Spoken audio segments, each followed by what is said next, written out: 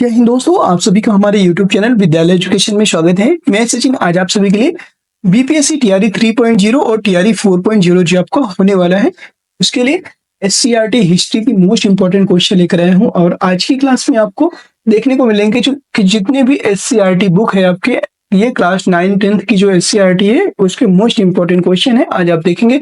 और ये सारे क्वेश्चन आप जिसके पास भी पीडीएफ हो या तो बुक हो, आप ये सारे क्वेश्चन वहां पे मैच कर सकते हैं हमारी क्लास करने के बाद, या तो क्लास के साथ साथ आप क्वेश्चन मैच कर सकते हैं। सभी क्वेश्चन क्लास 9th की एससीईआरटी और क्लास 10th की एससीईआरटी से करवाए जा रहे हैं। चलिए स्टार्ट करते हैं। आज के इस क्लास में आप सभी का स्वागत है। क्लास का पहला क्वेश्चन है, सिंधु घाटी सभ्यता के प्रमुख नगर का नाम क्या है जिसका पश्चिमी एशिया से व्यापारिक संबंध था? ये बताना है। इसमें इंग्लिश और हिंदी दोनों क्वेश्चन है। अब जो आपको सही लगे आप पढ़ सकते हैं, ठीक है। Name of the major city of the Indus valley civilisation that had trade relations with West Asia. ये बताना है आपको कि सिंधु घाटी जो सभ्यता है इसके प्रमुख नगर का क्या नाम है जिसका पश्चिमी एशिया से व्यापारिक संबंध था? रोपड़, शंघोल, कालीबंगा। उपयुक्त में से एक से अधिक या उपयुक्त में से कोई नहीं, तो याद रखेंगे इसका नाम था कालीबंगा। सी ऑप्शन राइट हो जाएगा, कालीबंगा। सिंधु घाटी सभ्यता का प्रमुख नगर कालीबंगा है जिसका पश्चिम एशिया से व्यापारिक संबंध था। हड़प्पा सभ्यता से पश्चिम एशिया की वस्तुएं नगण्य मात्रा में मिली हैं। फारस की खाड़ी की शैली में बनी एक मुहर लोथल में सतह से प्राप्त हुई है और मोहनजोदड़ो से प्राप्त कुछ लाजवर्द के मनके अथवा हड़प्पा के सीमेंट्री एच में पाए गए लाजवर्द के लॉकेट शायद पश्चिम एशिया से मंगाए गए थे। कालीबंगा में पाई गई कुछ बेलनाकार मोहरें अपने प्रतीकों के आधार पर पश्चिम एशिया की कही जा सकती हैं। अर्थात यहाँ पे कहने का आशय यह है कि जो कालीबंगा नामक स्थान है यहाँ से पश्चिम एशिया की कुछ मोहरें प्राप्त हुई हैं और वहां से मंगवाए गए कुछ लॉकेट्स भी प्राप्त हुए हैं, जिससे ये पता चलता है कि हड़प्पा सभ्यता का व्यापार पश्चिमी एशिया से होता था और उसमें प्रमुख नगर के रूप में कालीबंगा था। अगला प्रश्न है क्वेश्चन नंबर 2, मोहनजोदड़ो से प्राप्त नर्तकी की मूर्ति किस धातु से बनी थी? मोहनजोदड़ो से जो प्राप्त हुई थी नर्तकी की मूर्ति, ये किस धातु से बनी थी? ब्रॉन्ज से, कांस्य धातु की बनी थी। इसीलिए जो हड़प्पा सभ्यता है इसको कांस्य युगीन सभ्यता भी कहा जाता है। राइट आंसर हो जाएगा सी ऑप्शन, कांस्य की। मोहनजोदड़ो से प्राप्त नर्तकी की मूर्ति कांस्य धातु से बनी थी। मोहनजोदड़ो सिंध के लरकाना जिले में सिंधु नदी के दाएं तट पर स्थित है। इसकी खोज 1922 ईस्वी में राखालदास बनर्जी ने की थी और मोहनजोदड़ो से प्राप्त 4.5 सेंटीमीटर लंबी नर्तकी की कांस्य मूर्ति सुंदर एवं भावयुक्त है। मूर्ति का बायां हाथ कलाई से लेकर कंधे तक चूड़ियों से भरा है। इस मूर्ति की खोज 1926 में अर्नेस्ट मैके ने की थी और यह मूर्ति नेशनल म्यूजियम दिल्ली में रखी गई है। यह मूर्ति डांसिंग गर्ल के नाम से भी विख्यात है। अगला प्रश्न है question number 3, in the Indus valley civilisation which animal worship has been found? Sindhu घाटी सभ्यता में किस जानवर की पूजा के प्रमाण मिले हैं ये बताना है। उबरदार बैल, घोड़ा, गाय। उपयुक्त में से एक से अधिक या उपयुक्त में से कोई नहीं। सिंधु घाटी सभ्यता में उबरदार बैल के साक्ष्य प्राप्त हुए हैं, तो ये ऑप्शन यहाँ पे राइट हो जाएगा, उबरदार बैल। नेक्स्ट देखते हैं यहाँ पे, सिंधु घाटी सभ्यता के लोग मात्र देवी तथा शिव की पूजा के अतिरिक्त विविध प्रकार के पशुओं पक्षियों वृक्षों आदि की उपासना भी करते थे। पशुओं में गैंडा, बैल, चीता, हाथी, भैंसा, कुबरदार बैल आदि प्रमुख हैं। कुछ पशुओं को शक्ति संपन्न होने के कारण पूजा जाता था और बाद में हम देखते हैं कि इनमें से अधिकांश पशुओं का संबंध विभिन्न देवी देवताओं से मान लिया गया। जैसे भैंसा यम का तथा बैल शिव का वाहन माना गया है। संभव है कि इस प्रकार की कोई कल्पना सैंधव धर्म में भी विद्यमान रही हो। मार्शल का विचार है कि संभवतः एक श्रृंगी पशु पीपल देवता का वाहन माना जाता था। क्वेश्चन नंबर 4 है, ऋग्वेद में कितने सूक्तों का संकलन है? हाउ मेनी सूक्ताज are there in Rigveda? Rigveda में 1028। आपने देखा होगा ऋग्वेद में कितने 1028 सूक्त हैं, 1028 सूक्त हैं। 1020 नहीं, 1017, 1080, इसमें उपयुक्त में से कोई नहीं। ये ऑप्शन राइट हो जाएगा। संपूर्ण ऋग्वेद 10 खंडों में विभक्त है जिसे मंडल कहा जाता है। ऋग्वेद का एक अन्य विभाजन क्रमशः अष्टक, अध्याय अष्टक 8 है, अध्याय 64 है, वर्ग 2112, ऋचा या मंत्र इसे बोलते हैं 10,552 के रूप में किया गया और ऋचा या मंत्रों के समूह को सूक्त कहा जाता है। ऋग्वेद में सूक्तों की संख्या 1017 है और कहीं कहीं पे ये देखिए टोटल 128 है। सूक्तों की संख्या 1017 है। इसके अतिरिक्त 8वें मंडल में स्थित गेरह, बाल्य, खिल सूक्त तथा या परिशिष्ट भी जोड़ दिया जाए तो ऋग्वेद में सूक्तों की कुल संख्या 1028 हो जाती है। नेक्स्ट क्वेश्चन है क्वेश्चन नंबर 5। किरातार्जुनीयम किसने लिखा था? किरातार्जुनीयम, तो किरातार्जुनीयम जो है इसके द्वारा लिखा गया था, भारवी के द्वारा लिखा गया था। भारवी जो नाटक मतलब कवि थे, इनके द्वारा लिखा गया था। तो ये भट्टी, शूद्रक, कालिदास, उपरोक्त में से कोई नहीं, ये ऑप्शन राइट हो जाएगा। भारवी द्वारा लिखी गई किरातार्जुनीय एक वीर रस प्रधान 18 सर्गों का महाकाव्य है जिसकी कथा वस्तु महाभारत से ली गई थी। और इस महाकाव्य में अर्जुन तथा किरात वेशधारी शिव के विषधारी जो शिव है के बीच का युद्ध का वर्णन है इसमें किरातार्जुनीयम में। नोट लिखा गया है, कालिदास संस्कृत भाषा के सर्वश्रेष्ठ कवि एवं नाटककार हैं। इनकी प्रमुख रचनाएं, देखो कालिदास यहाँ पे दिया हुआ था इसलिए कालिदास की कुछ रचनाएं हैं। कुमार संभवम, मेघदूतम, रघुवंश महाकाव्यम, मालविकाग्निमित्रम, अभिज्ञान संकुंतलम, इनकी कृतियां पूछी जाती है इसलिए यहाँ पे आपको याद रखना है। नेक्स्ट है भट्टी। भट्टी की अगर रचनाओं की बात करेंगे तो भट्टी जो है बल्लभी शासक श्रीधर सेन के समकालीन थे और इनकी रचनाओं में भट्टी काव्य जिसमें रावण का वध लिखा गया है ये महत्वपूर्ण है। जबकि शूद्रक द्वारा रचित संस्कृत नाटक मृच्छकटिकम है, बहुत बार पूछा गया क्वेश्चन है ये। अगला प्रश्न है क्वेश्चन नंबर 6। वैदिक काल में प्रयुक्त पुर का अर्थ क्या है? पुर का अर्थ होता है, यहाँ पे क्या बताया गया है तो दुर्ग। पुर का अर्थ था दुर्ग, ये ऑप्शन राइट हो जाएगा। नेक्स्ट क्वेश्चन है, अब यहाँ पे देखेंगे वैदिक काल में प्रयुक्त शब्द पुर का अर्थ दुर्ग होता है और ऋग्वेद काल में सामान्यतः राजतंत्र का प्रचलन था। राजन शब्द का उल्लेख अनेक स्थलों पर हुआ और राजा को जन का रक्षक या गोप्ता जनस्य दुर्गों को भेदन करने वाला पूरा भेदता कहा गया। ऋग्वेद में पुर शब्द का प्राचीन किला, दुर्ग या गढ़ है। आर्यों के युद्ध के देवता इंद्र को पुरंदर अर्थात गढ़ विध्वंसक कहा गया है। नेक्स्ट प्रश्न है क्वेश्चन नंबर 7। ऋग्वेद में तक्षण किसे कहते हैं? तक्षण बढ़ई को कहा जाता है, ये ऑप्शन राइट हो जाएगा। ऋग्वेद में बढ़ई के लिए तक्षण या तक्षण शब्द का प्रयोग मिलता है। ऋग्वेदिक समाज में व्यवसाय अनुवांशिक नहीं था। वैदिक काल में व्यवसायियों के नामों में तक्ष अर्थात बढ़ई के लिए, कर्मा धातु कर्म करने वाला, वाय अर्थात जुलाहे के लिए आदि के बारे में उल्लेख मिलता है। बढ़ई तक्षा संभवतः शिल्पियों का मुखिया होता था और वह सभी प्रकार की लकड़ी की वस्तुओं विशेषकर रथ तथा गाड़ियों का निर्माण करता था। आर्यों के सामरिक जीवन में रथों का अधिक महत्व होने के कारण तक्षा की सामाजिक प्रतिष्ठा जो है भी अत्यधिक यहाँ पे। अगला प्रश्न है क्वेश्चन नंबर 8। क्वेश्चन नंबर 8 की तरफ देखेंगे।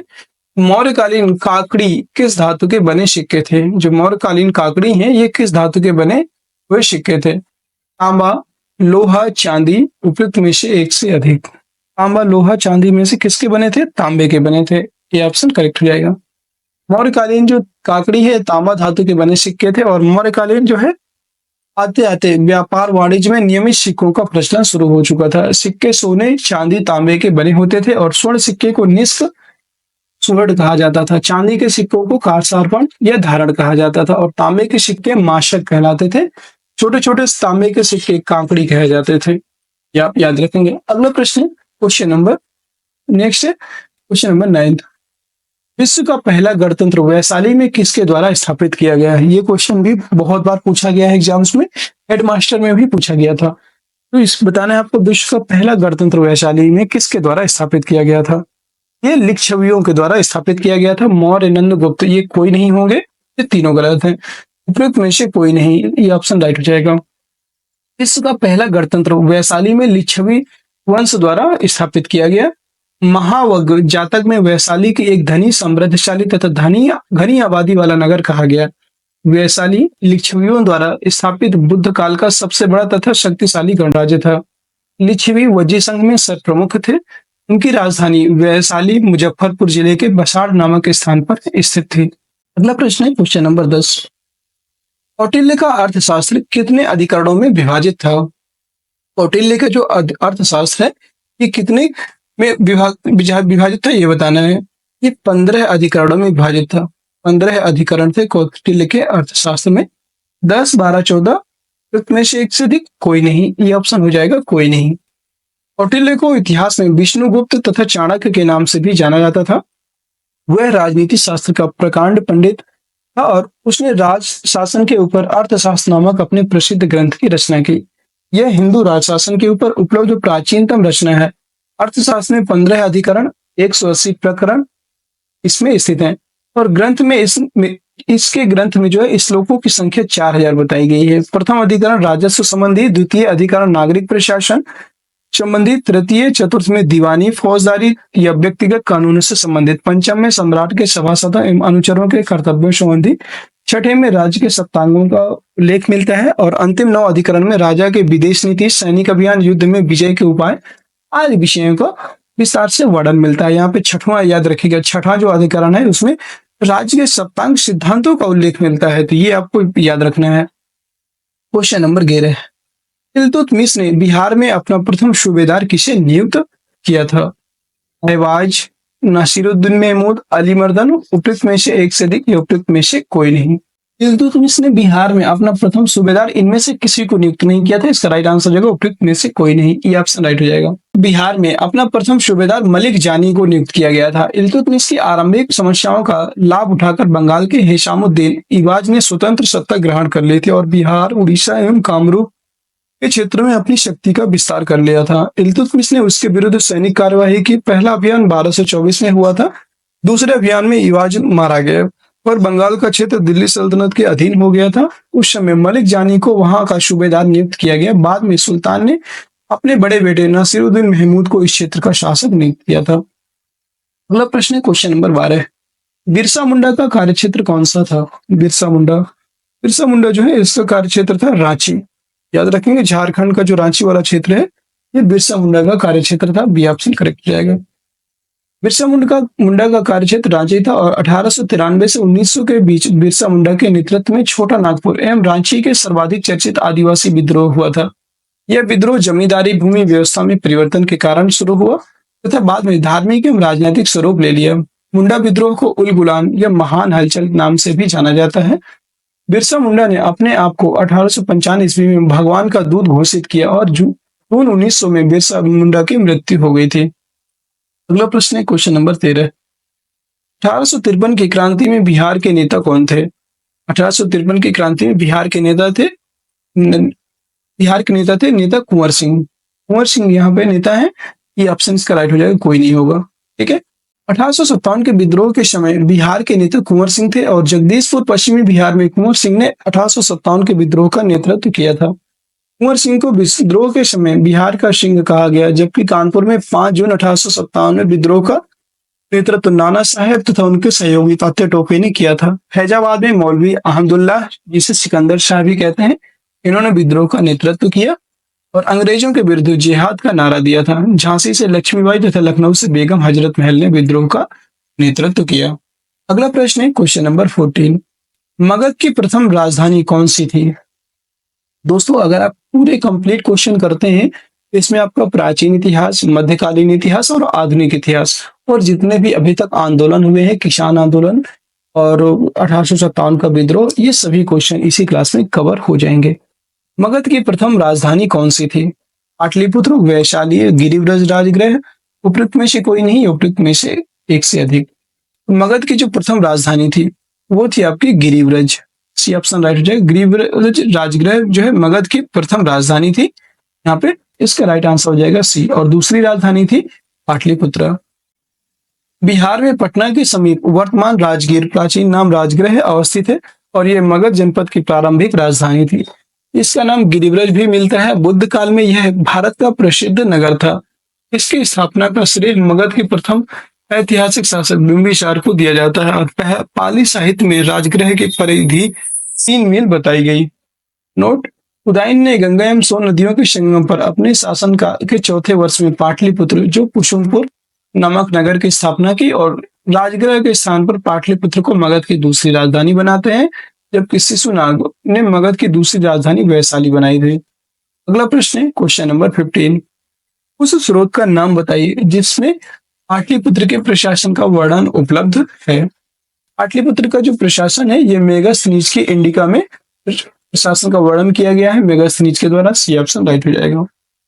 मेगास्थनीज की पुस्तक इंडिका पाटलिपुत्र के प्रशासन का वर्णन करता है। मेगास्थनीज ने पाटलिपुत्र के नगर परिषद की 5-5 सदस्यों वाली 6 समितियों का उल्लेख किया है। इस प्रकार कुल 30 सदस्य इस नगर परिषद में होते थे। प्रथम समिति औद्योगिक तथा शिल्प से संबंधित, द्वितीय समिति विदेशी यात्रियों से संबंधित, तृतीय जनगणना के हिसाब से संबंधित थी और पांचवी उद्योग समिति थी जो बाजारों से संबंधित थी, छठी कर से संबंधित थी। कौटिल्य की पुस्तक अर्थशास्त्र में राज्य संबंधी प्रशासन, आर्थिक नीति एवं सैन्य योजना का वर्णन है, लेकिन इसमें पाटलिपुत्र के प्रशासन की कोई चर्चा नहीं मिलती है। इसलिए जो है इसका राइट आंसर आपको मेगास्थनीज के इंडिका को ही माना गया। अगला प्रश्न है क्वेश्चन नंबर 16। मदद ए मास मुगल प्रशासन में किससे संबंधित था? मदद ए मास मुगल प्रशासन में विद्वानों को दी जाने वाली राजस्व मुक्ति भूमि से संबंधित था। बी ऑप्शन राइट हो जाएगा, विद्वानों को दी जाने वाली राजस्व मुक्त भूमि। मदद ए मास मुगल प्रशासन में विद्वानों को दी जाने वाली राजस्व मुक्ति भूमि से संबंधित थी और मुगल काल में मदद ए मास एक ऐसे प्रकार की भूमि थी जो संतों, विद्वानों तथा धार्मिक व्यक्तियों को दान में दी जाती थी। यह भूमि करमुक्त होती थी और इस भूमि पर बादशाह का पूर्ण अधिकार रहता था। भूमि को अनुदान में देते समय सामान्यतः यह ध्यान रखा जाता था कि भूमि खेती करने योग्य हो, लेकिन उस पर खेती नहीं की जा रही है। ठीक है, अगला प्रश्न क्वेश्चन नंबर 17। पुनः समझौते के उद्देश्य क्या था? पुनः समझौते का उद्देश्य क्या था ये बताना है। इसका उद्देश्य था दलित वर्ग का प्रतिनिधित्व करना। ये ऑप्शन करेक्ट हो जाएगा। जो पुनः समझौता हुआ था ये आपका 26 सितंबर 1932 को होता है। 26 सितंबर 1932 को गांधी जी और डॉक्टर अम्बेडकर के मध्य हुआ था और इसका मुख्य उद्देश्य था दलित वर्ग का प्रतिनिधित्व करना। ये ऑप्शन यहाँ पे राइट हो जाएगा। पुनः समझौते का उद्देश्य दलित वर्ग का प्रतिनिधित्व था और पुनः समझौता 26 सितंबर 1932 को गांधी जी और दलित नेता डॉक्टर भीमराव अंबेडकर जी के मध्य हुआ था। इस समझौते पर हस्ताक्षर दलित वर्ग की तरफ से डॉक्टर अंबेडकर तथा गांधी जी की तरफ से मदन मोहन मालवीय ने किया था।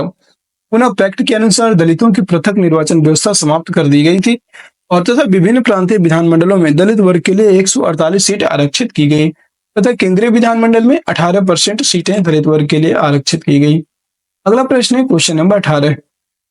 जंतर मंतर का निर्माण किसने किया था? अकबर, शाहजहां, शिवाजी, उपरोक्त में से कोई नहीं है, एक से अधिक। अकबर, जो जंतर मंतर है इसका निर्माण सवाई राजा जयसिंह के द्वारा किया गया था। जो सवाई राजा जयसिंह के द्वारा इसका निर्माण करवाया गया था। इसका राइट आंसर हो जाएगा उपरोक्त में से कोई नहीं। ये ऑप्शन राइट हो जाएगा। जंतर मंतर का निर्माण सवाई राजा जयसिंह, जो राजा जयसिंह द्वितीय के ने करवाया था और जयपुर के राजा सवाई जयसिंह ने अपने शासनकाल 18वीं सदी की शुरुआत में 5 वेधशालाओं का निर्माण करवाया था जिसे जंतर मंतर के नाम से जाना जाता था। सर्वप्रथम इसने जयपुर की वेधशाला का निर्माण कराया। तत्पश्चात उज्जैन, मथुरा, दिल्ली और वाराणसी में वेधशाला का निर्माण करवाया गया। जयपुर स्थित जंतर मंतर सबसे बड़ा है और ये जंतर मंतर महाराजा सवाई जय सिंह की खगोलीय वेधशालाएं थी। अगला प्रश्न है question number 19। Who wrote Vande Mataram? Vande Mataram के रचनाकार कौन थे? वंदे मातरम के रचनाकार थे बंकिम चंद्र चटर्जी। ये ऑप्शन करेक्ट हो जाएगा। ये भी क्वेश्चन आपका बीपीएससी टीआरई में पूछा गया था पिछली बार। भारत का राष्ट्रीय गीत वंदे मातरम के रचनाकार बंकिम चंद्र चटर्जी थे और ये रचना संस्कृत भाषा में लिखी गई थी। इस गीत को पहली बार वर्ष 1896 में भारतीय राष्ट्रीय कांग्रेस के कलकत्ता अधिवेशन में गाया गया था। जो राष्ट्रीय गीत है वंदे मातरम, इसको पहली बार भारतीय राष्ट्रीय कांग्रेस का जो कलकत्ता अधिवेशन था इसको 1896 में गाया गया था। बंकिम चंद्र चटर्जी ने उपन्यास आनंद मठ में इस गीत का वर्णन मिलता है। इस गीत को राष्ट्रीय गीत का दर्जा 24 जनवरी 1950 को भारतीय संविधान में प्रदान किया गया। नेक्स्ट क्वेश्चन है क्वेश्चन नंबर 20। क्रिस्टोफर कोलंबस 1492 में अपनी अमेरिका का महान खोजकर्ता किस देश द्वारा वित्त पोषित किया गया था? ये स्पेन के द्वारा वित्त पोषित किए गए थे। सी ऑप्शन करेक्ट हो जाएगा, अर्थात स्पेन देश के निवासी थे, स्पेन से भेजे गए थे। क्रिस्टोफर कोलंबस ने 1492 ईस्वी में अमेरिका की खोज की थी और इनकी यात्रा को स्पेन देश द्वारा वित्त पोषित किया गया था। जब वह जमीन पर पहुंचा तो उसने सोचा कि वह भारत पहुंच गया है, इसलिए उसने द्वीपों को इंडीज कहा, लेकिन वह अमेरिका का कोलंबस जिनोवा का निवासी था। अगला प्रश्न है question number 21। The Boston T party an important event of history is associated with the जो बोस्टन टी पार्टी है इतिहास की एक महत्वपूर्ण घटना है, किससे संबंधित है? और ये क्वेश्चन बोस्टन टी पार्टी वाला क्वेश्चन पूछा जा चुका है बीपीएससी टीआरई 3 में। अमेरिकी स्वतंत्रता संग्राम, फ्रांसीसी क्रांति, रूसी क्रांति, उपयुक्त में से एक से अधिक या उपयुक्त में से कोई नहीं। तो जो आपकी बोस्टन टी पार्टी है ये अमेरिकी स्वतंत्रता संग्राम से संबंधित थी, ये ऑप्शन करेक्ट हो जाएगा। और ये कब होती है? 16 दिसंबर 1773 को सैमुअल एडम्स के नेतृत्व में कुछ अमेरिकी कुलियों का भेष बनाकर बोस्टन बंदरगाह में खड़े ईस्ट इंडिया कंपनी के जहाजों पर चढ़ गए और उन्होंने चाय की 340 फीटिया समुद्र में फेंक दी। इस घटना को बोस्टन टी पार्टी कहा जाता है। जनता का एक बड़ा समूह इस कार्य का मुख्य समर्थन कर रहा था। अपराधियों को दंडित करने के लिए किसी ने अंगुली तक न उठाई और अर्थात बोस्टन टी पार्टी 16 दिसंबर 1773 अमेरिका के स्वतंत्रता संग्राम की घटना से संबंधित है। अगला प्रश्न है क्वेश्चन नंबर 22। अमेरिका के इतिहास में 4 जुलाई 1776 क्यों महत्वपूर्ण मानी जाती है? तो अमेरिका के इतिहास में जो है 4 जुलाई 1776 को अमेरिका की स्वतंत्रता की घोषणा होती है, इसलिए ये महत्वपूर्ण है। सी ऑप्शन करेक्ट हो जाएगा। अमेरिकी स्वतंत्रता की घोषणा 4 जुलाई 1776 ईस्वी को हुई थी और किंतु जैसा कि संयुक्त राज्य अमेरिका के द्वितीय राष्ट्रपति जॉन एडम्स का कहना है कि क्रांति का आरंभ युद्ध के पूर्व ही हो चुका था, क्रांति तो लोगों के मस्तिष्क एवं हृदय में विद्यमान थी और 4 जुलाई 1776 को अमेरिका का जो स्वतंत्रता संग्राम है ये शुरू हुआ था। अर्थात अमेरिकी क्रांति की पृष्ठभूमि काफी पहले तैयार हो चुकी थी। यह स्मरणीय है कि उपनिवेशवासियों से पर्याप्त भिन्नता थी और उनमें से बहुतों को इंग्लैंड से कोई विशेष शिकायत भी ना थी। फिर भी परिस्थितियों ने उन्हें एकता के सूत्र में बांध दिया तथा अंत में उन्होंने इंग्लैंड के निरंकुश शासन से मुक्ति मिली थी। याद रखेंगे 4 जुलाई, याद रखेंगे ये डेट, ठीक है। अगला प्रश्न है क्वेश्चन नंबर 23। फ्रांसीसी क्रांति के समय फ्रांस का शासक कौन थे? फ्रांसीसी क्रांति के समय फ्रांस के शासक थे लुई 16वां, ये ऑप्शन करेक्ट हो जाएगा। फ्रांसीसी क्रांति के समय फ्रांस का शासक लुई 16वां था। सन 1774 में बूर्बो राजवंश का लुई 16वां फ्रांस की राजगद्दी पर आसीन हुआ और उस समय उसकी उम्र केवल 20 साल थी। उसका विवाह ऑस्ट्रिया की राजकुमारी मेरी एंतोइनेट से हुआ था और फ्रांसीसी क्रांति की शुरुआत 1789 के कारणों में से एक प्रमुख कारण लुई 16वां तथा पूर्ववर्ती द्वारा किया गया असाधारण खर्च था। अगला प्रश्न है क्वेश्चन नंबर 24। औद्योगिक क्रांति के दौरान सूती वस्त्र उद्योग में क्रांति लाने वाली स्पिनिंग जेनी का आविष्कार किया था। इसके द्वारा किया गया था जेम्स हारग्रीव्स के द्वारा। सी ऑप्शन करेक्ट हो जाएगा। जेम्स हारग्रीव्स के द्वारा स्पिनिंग जेनी का आविष्कार किया गया था। औद्योगिक क्रांति के दौरान सूती वस्त्र में क्रांति लाने वाले स्पिनिंग जेनी का आविष्कार जेम्स हारग्रीव्स द्वारा 1764 ईस्वी में किया गया और इस मशीन ने कटाई की प्रक्रिया तेज कर दी और मजदूरों की मांग घटा दी।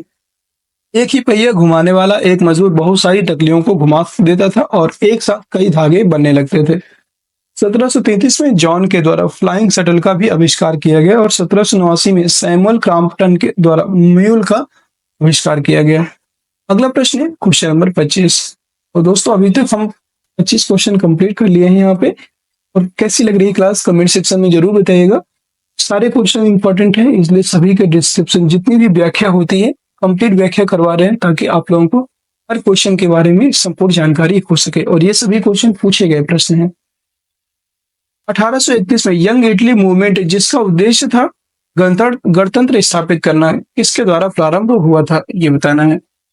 Count Cavour, Giuseppe Garibaldi, Victor Emmanuel, उपयुक्त में से कोई नहीं है, एक से अधिक। यंग इटली मूवमेंट किसके द्वारा प्रारंभ हुआ था? इसका राइट आंसर हो जाएगा उपयुक्त में से कोई नहीं। इनमें से किसी के द्वारा यंग इटली मूवमेंट को प्रारंभ नहीं किया गया था, ये ऑप्शन करेक्ट हो जाएगा। 1830 के दशक में जिउसेपे मैत्सिनी ने एकीकृत इतालवी गणराज्य के लिए एक सुविचारित कार्टून प्रस्तुत करने की कोशिश की और इसमें जो है देश विदेश में घूमने के बाद मैत्सिनी 1831 ईस्वी में फ्रांस पहुंचा। वहां उसने युवा इटली आंदोलन यंग इटली मूवमेंट नामक एक संस्था की स्थापना की। तो किसके द्वारा? मेजनी के द्वारा जो है ये शुरू की गई थी, याद रखेंगे। इसने इटली के राष्ट्रीय आंदोलन में शीघ्र ही कार्बोनरी का स्थान ले लिया और गैरिबाल्डी संभवतः इटली के स्वतंत्रता सेनानियों में से सबसे मशहूर था। 1833 में उसकी मुलाकात मैत्सिनी से हुई और वह यंग इंडिया आंदोलन से जुड़ा और 1834 में पीडमॉन्ट के गणतंत्र विद्रोह में भाग लिया था। अगला प्रश्न है 26। जर्मनी के एकीकरण का वास्तुकार कौन था जो रक्त एवं लौह नीति पर विश्वास करता था? वो था ओटो वान बिस्मार्क। ऑटो वान बिस्मार्क इससे संबंधित था, बी ऑप्शन करेक्ट हो जाएगा। और ये जर्मनी के एकीकरण का वास्तुकार था ओटो वान बिस्मार्क, और ये रक्त एवं लौह की नीति पर भी विश्वास करता था। अगला प्रश्न है क्वेश्चन नंबर 27। द्वितीय विश्व युद्ध में नवंबर 1941 में अमेरिका के प्रवेश का मुख्य कारण क्या था? अमेरिका के प्रवेश जो है इसका मुख्य कारण क्या था? इसका मुख्य कारण था पोलैंड पर जर्मनी का आक्रमण नहीं, स्टालिनग्राड पर जर्मन कब्जा ये भी नहीं, सुडेटनलैंड पर जर्मन कब्जा ये भी नहीं। उपयुक्त में से एक से अधिक, उपयुक्त में से कोई नहीं। तो इसका राइट आंसर हो जाएगा उपयुक्त में से कोई नहीं। ये ऑप्शन इसका राइट हो जाएगा। द्वितीय विश्व युद्ध में जब नवंबर 1941 में अमेरिका के प्रवेश का मुख्य कारण था कि 7 दिसंबर 1941 ईस्वी को युद्ध की घोषणा किए बिना जापान ने अचानक प्रशांत महासागर में हवाई द्वीप पर समूह में स्थित अमेरिकी सैन्य ठिकाने पर्ल हार्बर पर हवाई जहाजों तथा पनडुब्बियों से आक्रमण करके अमेरिका का बहुत बड़ा भाग नष्ट कर दिया था।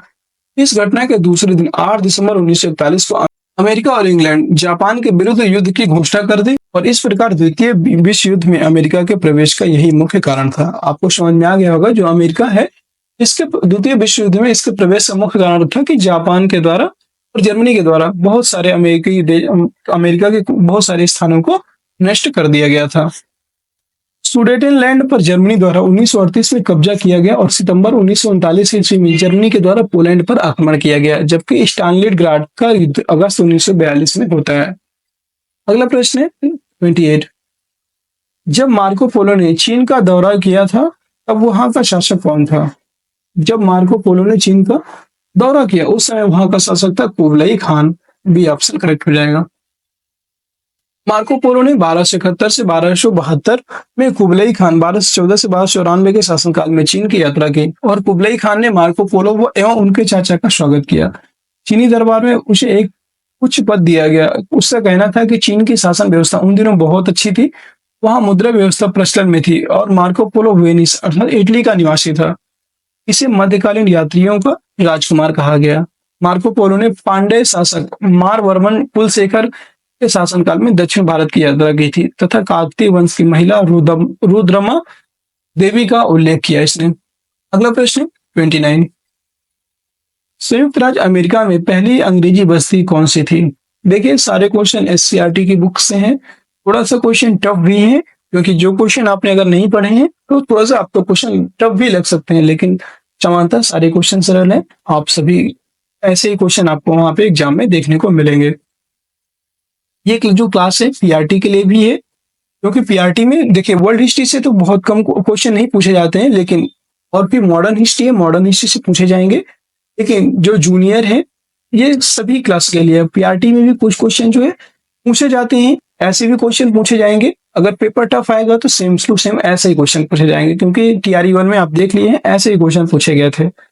और टीआरई जो 6 to 8 है और 9th तक के लिए जो हमारा कंटेंट है बेस्ड कंटेंट है, और 9th में भी ऐसे ही क्वेश्चन पूछे जाते हैं। जिन्होंने भी 9-10 में सामाजिक विज्ञान अर्थात एसएसटी का पेपर दिया होगा उनके लिए बेस्ट है, और उनको पता है कि ऐसे ही क्वेश्चन पूछे जाते हैं।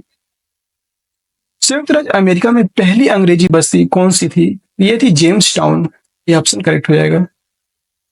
संयुक्त राज्य अमेरिका में पहली अंग्रेजी बस्ती जेम्स टाउन थी, और रानी एलिजाबेथ प्रथम के खुले समर्थन के बाद 1607 ईस्वी में कप्तान क्रिस्टोफर न्यू फोर्टे के नेतृत्व में 120 अंग्रेजों ने वर्जीनिया क्षेत्र के जेम्स नदी के किनारे जेम्स टाउन नामक बस्ती की स्थापना की थी, और यह संयुक्त राज्य अमेरिका में पहली अंग्रेज बस्ती थी जेम्स टाउन, जो लंदन कंपनी के द्वारा स्थापित की गई थी। जबकि इस पहली बस्ती के लोगों को काफी कठिनाइयों का सामना करना पड़ा, तथा कुछ ही दिनों में उनमें से 3/4 लोग मर भी गए थे। तंबाकू की व्यापारिक संभावनाओं ने शेष लोगों को जमे रहने की प्रेरणा दी। अगला प्रश्न है क्वेश्चन नंबर 30। टेनिस कोर्ट की शपथ किस क्रांति से संबंधित है? टेनिस कोर्ट की शपथ किस क्रांति से संबंधित है ये बताना है आपको। जो टेनिस कोर्ट है इसकी शपथ टेनिस कोर्ट की शपथ फ्रांसीसी क्रांति से संबंधित है। सी ऑप्शन करेक्ट हो जाएगा। टेनिस कोर्ट ये जो है फ्रांसीसी क्रांति से संबंधित है। अगला प्रश्न है क्वेश्चन नंबर, आप यहाँ पे देख सकते हैं टेनिस कोर्ट की शपथ फ्रांसीसी क्रांति से संबंधित है। तीसरे स्टेट के प्रतिनिधि खुद को संपूर्ण फ्रांसीसी राष्ट्र का प्रवक्ता मानते थे और 20 जून 1789 को ये प्रतिनिधि वर्साय के इंडोर टेनिस कोर्ट में जमा हुए। उन्होंने अपने आप को नेशनल असेंबली घोषित कर दिया और शपथ ली कि जब तक सम्राट की शक्तियों को कम करने वाला संविधान तैयार नहीं किया जाएगा तब तक असेंबली भंग नहीं होगी। प्रतिनिधियों द्वारा ली गई यह पवित्र शपथ इतिहास में टेनिस कोर्ट की शपथ के नाम से प्रख्यात है और इस महान घटना ने फ्रांस के निरंकुश राजतंत्र की जड़ें हिला दिया था। अगला प्रश्न है क्वेश्चन नंबर 31। पिछली बार जो है फ्रांस की क्रांति से बहुत सारे क्वेश्चन बने थे, इसलिए भी ये क्लास बहुत इंपॉर्टेंट है और ये क्वेश्चन भी बहुत इंपॉर्टेंट है। मित्र राष्ट्रों ने सेब्रेस की संधि किस देश के साथ की थी? सेब्रेस की संधि ये की गई थी टर्की के, तो बी ऑप्शन करेक्ट हो जाएगा। टर्की के साथ सेब्रेस की संधि की गई थी। मित्र राष्ट्रों ने पराजित तुर्की यह टर्की के साथ सेब्रेस की संधि 10 अगस्त 1920 को संपन्न की थी और इस संधि के अनुसार तुर्की ने मिस्र, Sudan, Cyprus, Tripoli, Morocco, Tunisia, अरब, सीरिया तथा मेसोपोटामिया पर अपने अधिकार त्याग दिए। देश का कुछ भाग एशिया माइनर, एड्रियानोपुल यूनान को दे दिए गए और सीरिया फ्रांस को मिला और इंग्लैंड को फिलिस्तीन में मेसोपोटामिया इराक प्राप्त हुआ था और आर्मीनिया को स्वतंत्रता प्रदान कर दी गई थी। अगला प्रश्न 32। 1733 में फ्लाइंग शटल मशीन का आविष्कार किसने किया था? फ्लाइंग शटल मशीन अभी आपको बताया भी था। फ्लाइंग शटल मशीन का जो आविष्कार है ये जॉन के द्वारा किया गया था। जॉन के, ये ऑप्शन करेक्ट हो जाएगा। कहीं कहीं पे जॉन के लिखा रहेगा, कहीं कहीं पे जॉन के लिखा रहेगा। फ्लाइंग शटल मशीन का आविष्कार इन्हीं के द्वारा किया गया था। 1733 ईस्वी में फ्लाइंग शटल मशीन का आविष्कार जॉन के ने किया था और फ्लाइंग शटल रस्सियों और पुलियों के जरिए चलने वाला एक यांत्रिक औजार है जिसका बुनाई के लिए इस्तेमाल किया जाता था। यह क्षैतिज धागे लंबवत धागे में पिरो देती है।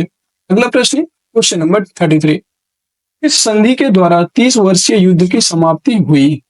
इस संधि के द्वारा 30 वर्षीय युद्ध की समाप्ति हुई थी।